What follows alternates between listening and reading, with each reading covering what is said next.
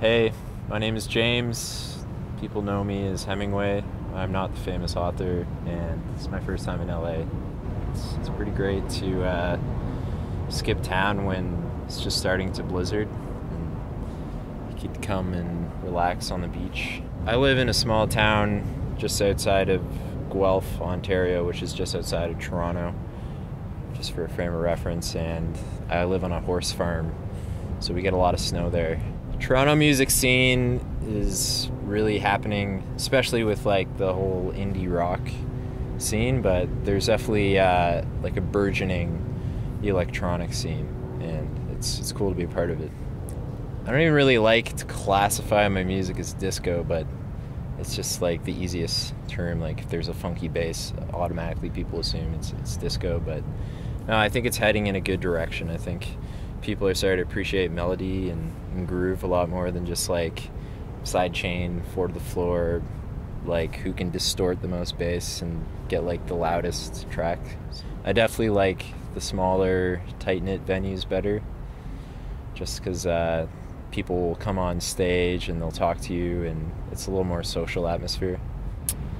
Lately, it's been a little over the map. Like, been playing some more slower tempo stuff, like 100 to 120 range, and just a lot of funk, groovy, soulful type of tunes. I've also been delving a little in some deeper stuff.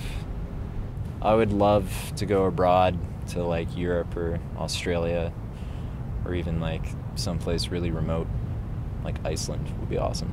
I'm in it for the travel.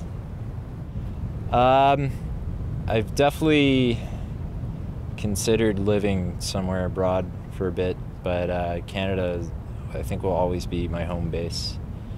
It's because all my friends live there, and it's Canada, man. You can't beat it. So many influences, a lot of older music, like Bernard Wright is just insane. Child prodigy from the 70s. And also some of the newer kind of down-tempo disco stuff, like Sky Hot Toddy is really good. Anything Morgan Geist is doing has been on point. And some of like the stuff coming out of Australia, like the Bang Gang crew, Shazam, Gloves, Miami Horror, those guys are really like pushing new boundaries.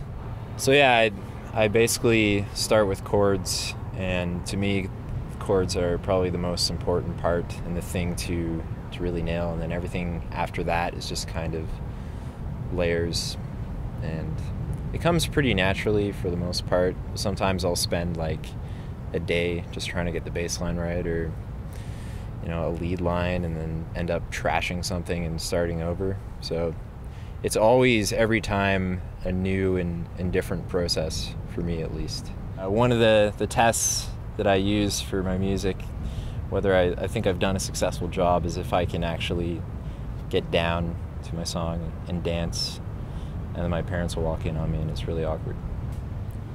It's not like, fame or anything like that. It's just I've always loved making music and fooling around on the piano, and I don't think I'll ever get sick of it.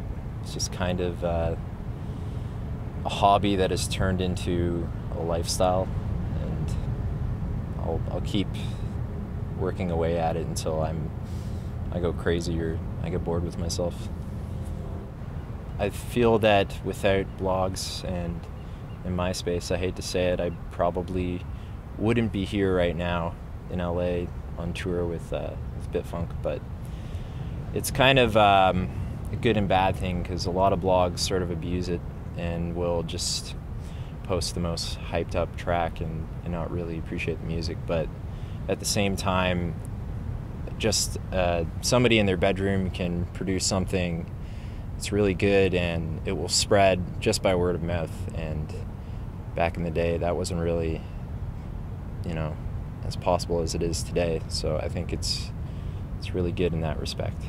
I don't have anything like broad goals yet, but I'm going to try and release an EP before next summer, and it's going to be like the summariest thing I've done yet, and I would like to explore some new sounds, some new avenues, maybe collaborate a bit.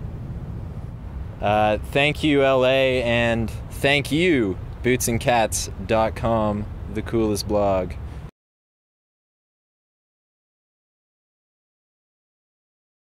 Boots and cats and boots and cats, kitty boots and cats, boots and cats, kitty boots and cats.